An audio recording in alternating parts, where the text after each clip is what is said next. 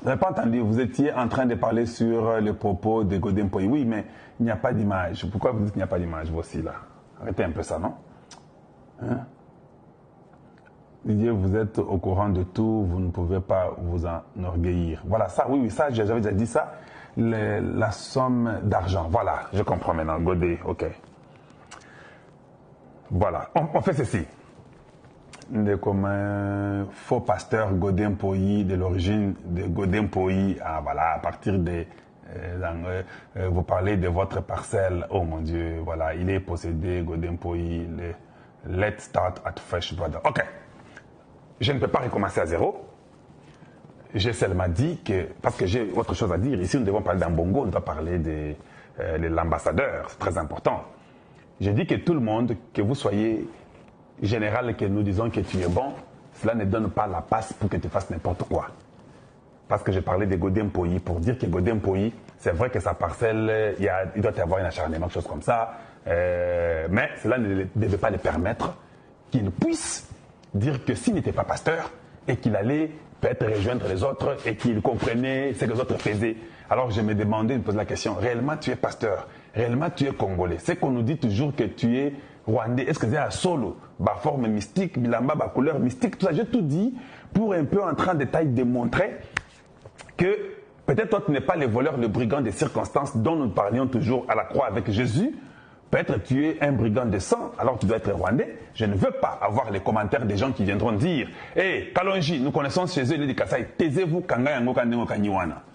Parce que vous ne connaissez pas leurs origines. Même mes enfants qui sont nés au Michigan et au Colorado, nous savons qu'ils sont américains de fait. Mais ils sont originaires du Congo, sont des Congolais. Alors, si quelqu'un veut venir me montrer que non, je ne vais pas entendre ces bêtises-là. Gardez ça pour vous. Si vous le faites, je vais faire un effort de vous bloquer dans mon téléphone et vous allez seulement remarquer qu'il m'a déjà bloqué, vos messages ne passent plus. Et Bokama, quand je reprends exactement ce qu'il avait dit, Atalarango, comment il reprend exactement ce qu'il avait dit? Ah, c'est 3 cerveaux et demi. Tentez seulement, vous comprendrez qu'il a vraiment 3 cerveaux et demi. Voilà, donc, maintenant, un homme comme ça, pour nous, nous ne pouvons même pas vous redonner votre parcelle. C'est une perte parce que nous nous rendons compte que tu n'es pas, au fait, un vrai Congolais. On m'a proposé de l'argent et une somme que je ne peux pas vous dire. Quand je donne Tshisekedi, tout ça qu'on sort, vient chez nous et on me propose beaucoup d'argent qui peut m'aider à faire beaucoup de choses. Mais moi, je ne suis pas dans cette histoire ici des journalisme pour l'argent, pour que Tshisekedi me donne les postes. Papa, prenez mes parcelles qui sont au Kasaï, à Kinshasa, aux États-Unis. Je ne change pas, je soutiens Tshisekedi à 1 milliard de %. À vous, DG, je ne change pas. Parce qu'ici, nous parlons de la République. Voilà pourquoi je suis étonné de voir qu'un pasteur qu'on appelle Anthony Kinzo peut mettre son nom, le premier nom, c'est pour lui comme étant superviseur. Parce que c'est un faux pasteur. Je sais que nous avons les pasteurs de qualité et nous avons des faux pasteurs. Voilà que Chiwewe, qui avait 4 étoiles, Tshisekedi lui en a donné 3, il en a 4. Quand on l'enlève sur le poste, le gars veut mettre fin à la vie du président. Donc, on nous a dit qu'ACP l'a quitté, parce que Batia comme un conseiller. Donc, cela veut dire qu'au Congo, on a moins de Congolais. Hein? Tous ces gens sont Congolais qui par circonstance. Ceux qui ont PCA poste, c'est alors qu'il est Congolais. Au PCA poste, Aza Congolais, à président. Il y a beaucoup de versions qui circulent là et que je ne peux pas entrer dedans. Sur Chiwewe. Mais ce que je peux seulement vous dire est que quand Chiwewe a été convoqué, il est parti sans téléphone. Il était parti sans ce téléphone. Ça a un peu tiqué les gens qui l'avaient convoqué. Comment auriez vous êtes un téléphone de mon côté? Parce qu'il savait déjà que si on a un téléphone, on va vérifier Yango. On a envoyé les gens aller demander à son DIRCAB qui vient avec le téléphone de Chiwewe. Quand le DIRCAB est venu et le DIRCAB aussi a été aussi interrogé, on a aussi pris le téléphone de DIRCAB. Là, tout le monde, c'est alors qu'on a découvert beaucoup de choses. D'autres disent qu'il avait envoyé les messages par erreur à d'autres personnes, c'est tombé sur un autre général. Toutes les versions là peuvent être vraies. Ce qui est fondamental est que Chiwewe a été compromis. Ça dépend de celui qui vous raconte l'histoire. Parce qu'on a l'histoire, ça peut un peu changer. Mais le problème est que tu as été compromis. Il n'a pas été content qu'on l'enlève comme étant chef d'État, chef d'armée. Donc comme on ne l'a pas gardé comme chef d'armée, on a enlevé, il n'était pas content. Il a commencé à conspirer. Paul Boisvida, si je ne me trompe pas, je pense que tu avais encore donné l'argent dans la première émission. J'avais vu la couleur jaune, mais je n'ai pas lu. J'allais lire après, mais ici, je vois que vous envoyez encore. Et... La sensibilisation, mobilisation populaire. Kozongisa etumba, esika etumba euta. Quinoise et quinois. Landela tous les mouvements nyosotu Yamabe, surtout commune Yamaluku, na groupement Yambakana. Maman na complot ezali kosala malisusu. En complicité na tata oyo yangambu. En complicité na batu oyo bayaki babalikandise pays de nos ancêtres. Ba semi trompé époque ya Kanambe, na époque ya Fachi Béton pour déstabiliser les escrocs, les impérialistes, les pays voisins. Souka Eleki et Bandeli. Kobanga et Komi Kobangisa. Il n'y a pas de héros sans histoire. Pour le Congo, Totelema. Pour le Congo, Tobunda. Pour le Congo, Tobunda Tikino Tokolonga. Be Tokolonga. Maïmatali politique Yamboka. Maman na panique na Kigali. Maman na panique na Uganda. Assassin sans frontières. Lobby Ayambaki, le président, ancien président ya Kenya, William Ruto, parce que William Uhuru Kenyatta, ancien président ya Kenya, Ayebisi Kagame, sur la signature ya accord de paix, la détermination ya États-Unis, confirmation ya président américain, les deux présidents. Le président congolais et le président rwandais, sous les médiations, il y a le président américain à Washington. Les 15, les 16, les 17 juillet, ils allaient accord et ils ont signé. Président congolais, président rwandais. La neutralisation, toutes les forces négatives, au l'Est de la République démocratique du Congo. Bakodeko, Batuwanero, Ngomino, Kodeko, Maïma Isaïr, ils allaient créer et diriger na Hippolyte Kanambe.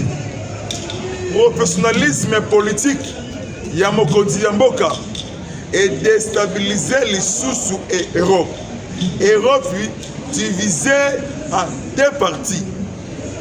Marque de la bête, c'est Macron Emmanuel. La politique Yamabe pour détruire l'Afrique. Précipitation naïe a tombé sans le savoir. Complot Yamouneni, Oye Salama en France. Tata Oyo Assemblée, Tata Oyo Sénat, séjourné en France. Lobby Macron ayamba ki bango na Champs-Élysées. Basolo Lénine. Tentative ya coup d'état na Kinshasa. Bango babima ki avant coup d'état et salama. Po babima que bango basali ba innocent. Arrestation plusieurs généraux, les officiers supérieurs. Po ba ki na kati ya lisanga ya coup d'état. Avant déplacement, il y a le président de la République, chef de l'État Fachi Béton. Nous sommes tous à Koukou et Bimina Poissa. Cour de cassation, ennemi de la République. Le sénateur, le député manipulé avec une somme d'argent. Je vous assure, vous, aujourd'hui, la paix a changé de gants. Kobanga et comme les sous Kobangisa. 50e conseil des ministres hebdomadaire il y a chaque vendredi. yeme number 1 autour ya ba membre ya gouvernement asololi maema surtout ayebisi bango atie makambu nyonso tout na nzela composition ezosalama déjà na ndenge ya mayele ya mokonzi ya mboka kotaba joueur ya makasi mpona gouvernement ya l'union nationale congolais azongisa oyo abungisa mbula na mbula. Arrestation, téléchargement. Les ennemis de la République, Ezali Basango, Fredolin Ambongo Bessou, soi-disant cardinal, a complété mission catholique à complicité na régime colonial belge. Ba catholique, ba ennemi à République démocratique du Congo. Depuis l'époque coloniale, mission catholique et régime colonial, basalaka moyen surtout pour déstabiliser, balkaniser la République démocratique du Congo. La détermination ya ba Congomani de mboka oyo et katanate ezaka ndenge ezalaka. Comment que Ambongo a comme côté le accord de paix oyo signamé le 17 juillet na Washington na États-Unis. Mbongo ya makila ekangi Ambongo catch. Mbongo oyo Ambongo azwaki na Kigali et pas le président rwandais, assassin sans frontières, Moutiopi de l'Afrique, Hitler noir et Afrique centrale. Ambongo azali M23 en Soudan. Le politicien en conversation téléphonique pour balkaniser, pour la couper ça, Hippolyte Kanambe Beki. Kanambe a déjà na arrestation téléchargement. Hippolyte Kanambe a kosuka lokola Lusama Ben Laden na Afghanistan. Nanga a kosuka lokola Jonas Savimbi na Angola. Kagame a kosuka lokola Pharaon na époque ya Égypte. La population congolaise, quinoise et quinois, mobilisez-vous et prenez-vous en charge. Ce qui Kagame a besoin de respecter l'accord de paix, sanctions politiques, sanctions économiques et sanctions militaires, avec un coup sur le marteau.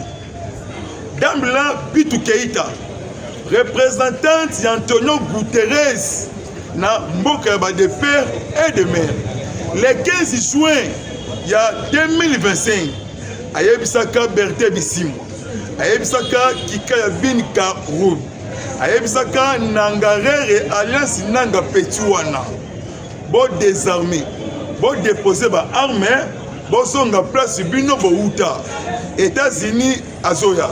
Mais Nanga Bisimwa et autres personnes besoin qui en théâtre pour votre information.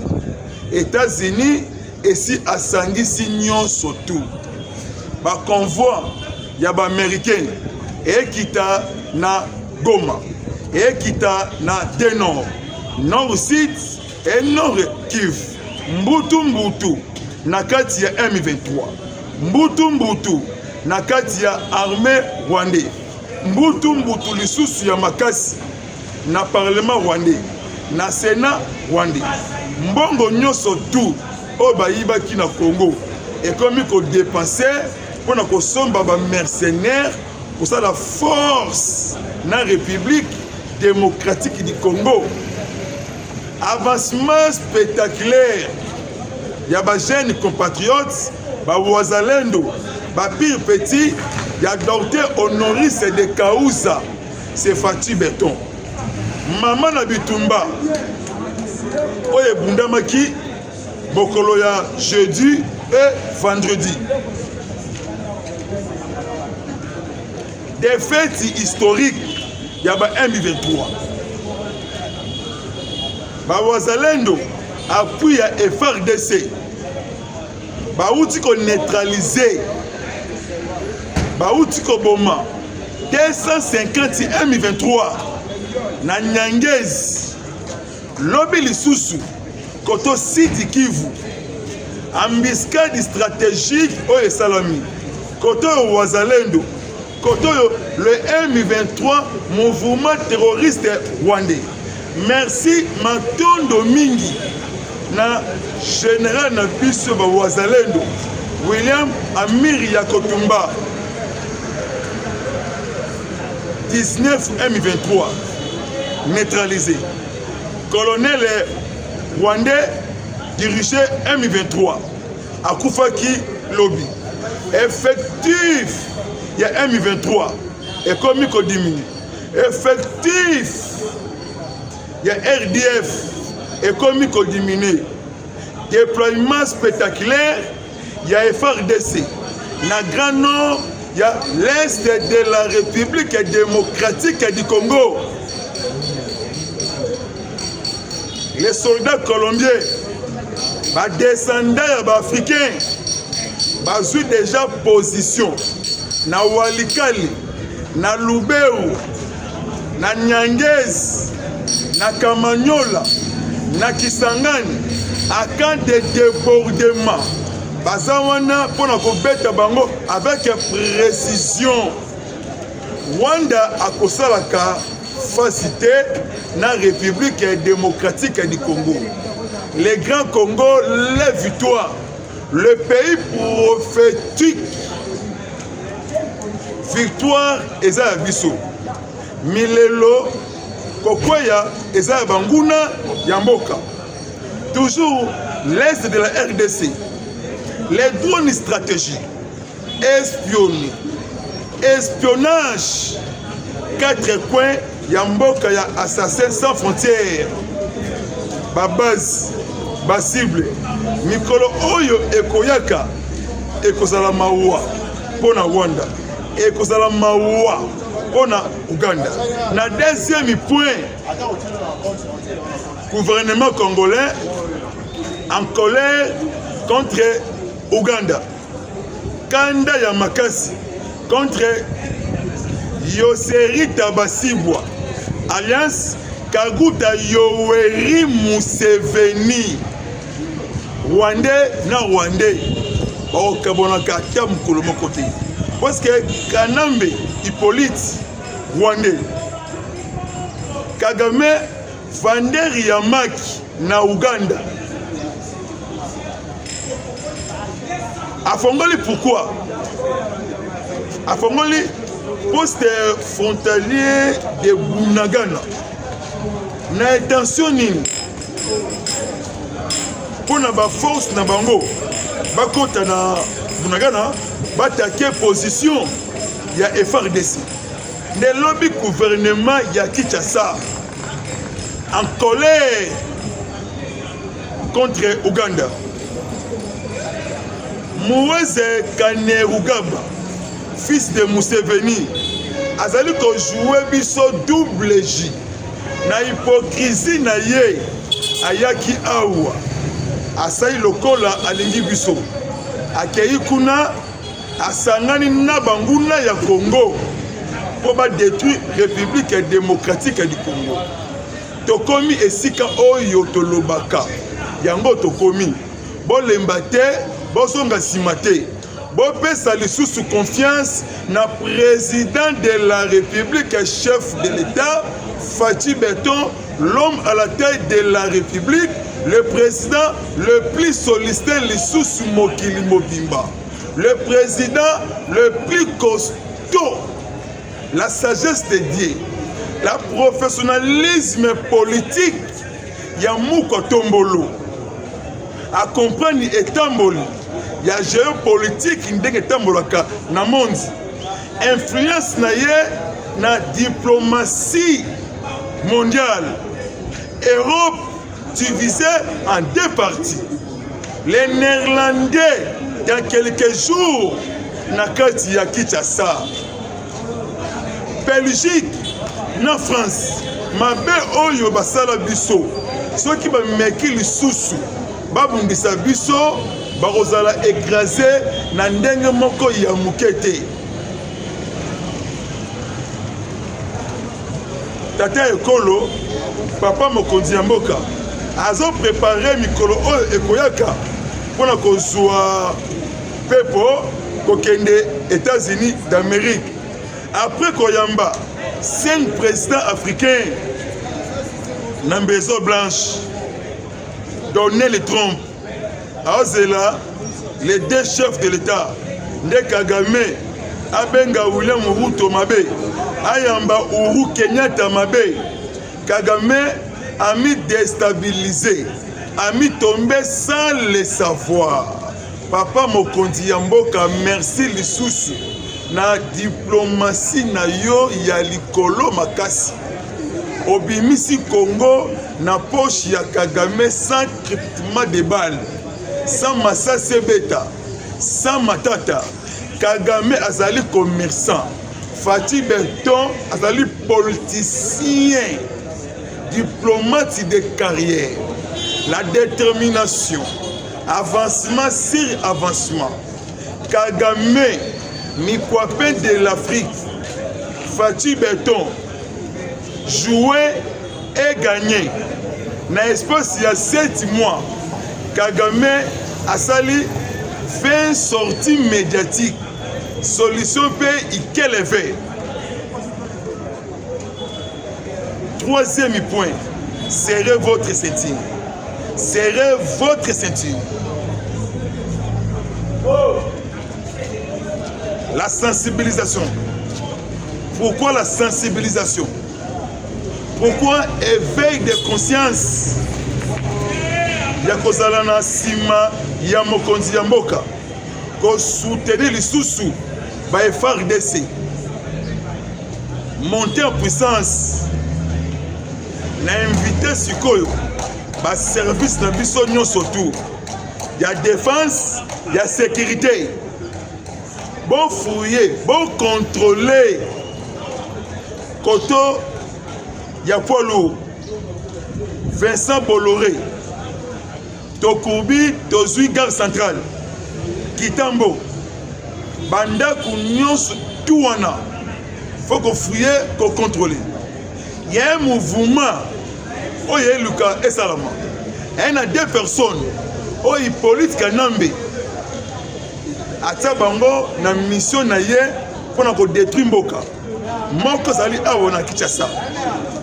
Moko zali na Doha. Bango nde bazali chargé à recrutement stratégiquement Koto Maloko na groupement de Mbakana, stratégiquement na Congo ya tata oyo la sorcellerie ya levé jaloux oyo ndimaki Rwanda a installé base na militaire na Congo ya ngambu pour attaquer mboka na biso ba service ya sécurité ya chef de l'État misu ezala lisusu likolo ya misu ya banguna na nzela ya mai ngambu biso ngambu bango toana confiance ata mukete ya France. Bruno Aubert, ambassadeur ya France. Louis Michel, Didier Rendex, les ennemis de la République. Balingi mboka oyo ata muketi. Ils na batu ba outa na Congo en face. Ba traverser frontière na biso et pas na biso Louoise, Congo central. Ba déstabiliser axe Kinshasa Congo central. Bazo lukape ba déstabiliser axe Kinshasa Malo. Population ya Mbakana, population ya Maluku, bandeko ya Machambio, bandeko ya Mongata, ce n'est pas le moment de séparation, ce n'est pas le moment de division. union fait la force. Pendant que Nakosuka, Donald Trump a été sous pression. Na Qatar, na Doha, accord ya Doha, et Kokana, na accord de paix. M23 a accepté un dima, cantonnement, na camp de Rumangabo, na Sabino na Maniema. Dans la politique ya Rwanda, il y a une politique, il y a M23. Selon M23, na Doha, Bapé Saye, de Kivu. Non, Nassid a dirigé Yango pendant 8 ans. Et ça la balkanisation stratégique. Merci les sous papa Jacquemaine Chabani, le VPM de l'intérieur. La détermination à rejeter na stylo pic blé à Baraki et ça qui drapeau ya Angleterre a rejeté Nyosotu. Meilleure solution, c'est solution militaire. Nde kosilisa bitumba. M23 akoyoka na mbuma. Rwanda akoyoka na maisasi oyo kobeta ka mikolo oyo ekoya. M23 aza congolais. M23 aza Rwandais. Bon analyser état ke batu ya mayele.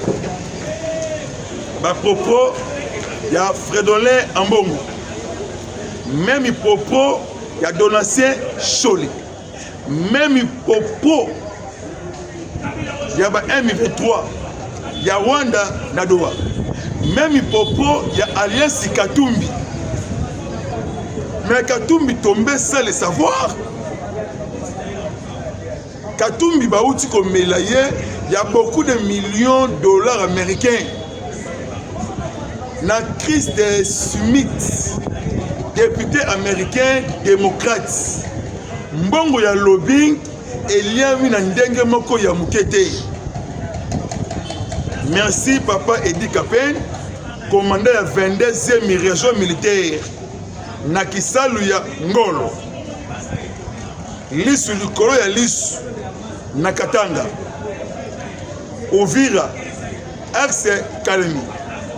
Complicité, à propos, il y a le 15 juin, l'homme de 318 de morts, na Kalemi, na Tanganyika, na Moba, pour déplacer la population, pour pousser la rébellion, pour déstabiliser le Lubumbashi.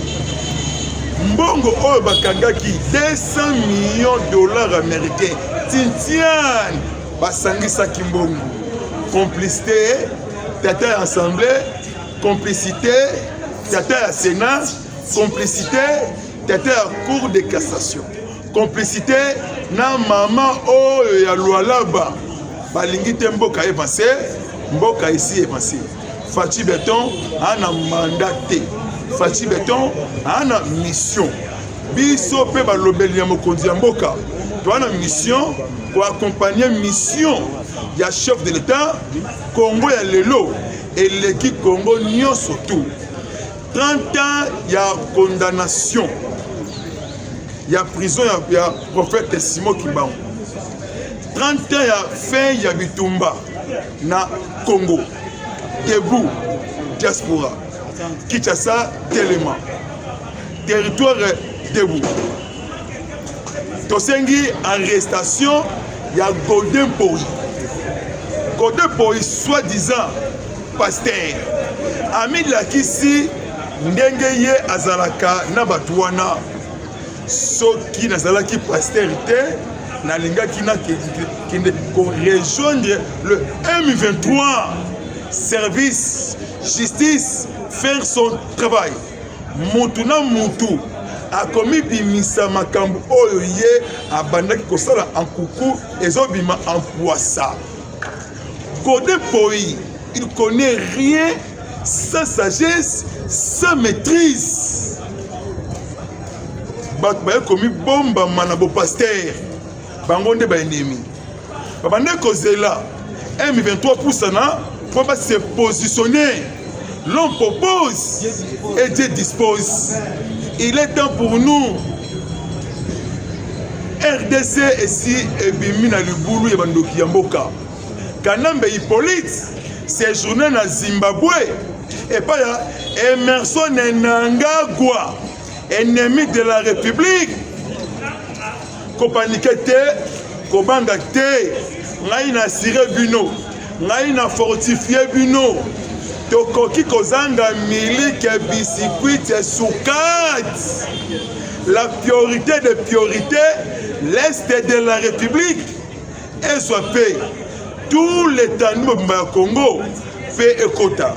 Attendez quoi l'été, Alali, Alamukina et Sengo, na sécurité Yamakasi, Yangonde combat la Bisso, les Gomatraciens, les Kivussiens, les Itouriens, Kasaï, Congo central, Équateur, Kinshasa, Bandundu, Katanga, Union fait la force.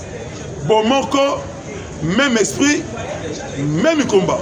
La dénonciation stratégique, les ennemis de la République. Omoni mabe au dénoncer. Les Kambouya Mbongo, eza les Kambouya Sikate, le kolo ya Christian Chiwewe. Les officiers supérieurs, oh Batangi Bango. Merci Balandi ya Miyachou Miyalov, na tout l'étendue à Congo, mais na étendue tout le monde.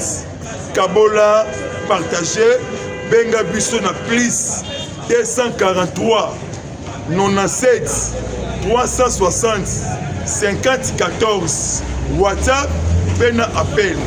Tumbazazou, toyebi bien, oso préparé au Kenge Goma. Ennemi en Mboka, Olengan Koi. Okende Goma, to suivre information pour les kayo moko. Okolinga te mboka oyo ebima. Mais mboka oyo esi ebimi. Biso to saka voyage ya mokonzi ya mboka le 17 juillet na États-Unis, la finalisation accord de paix. Kagame akolela na Kenya Rwanda, on mbari répété de moi. Au revoir.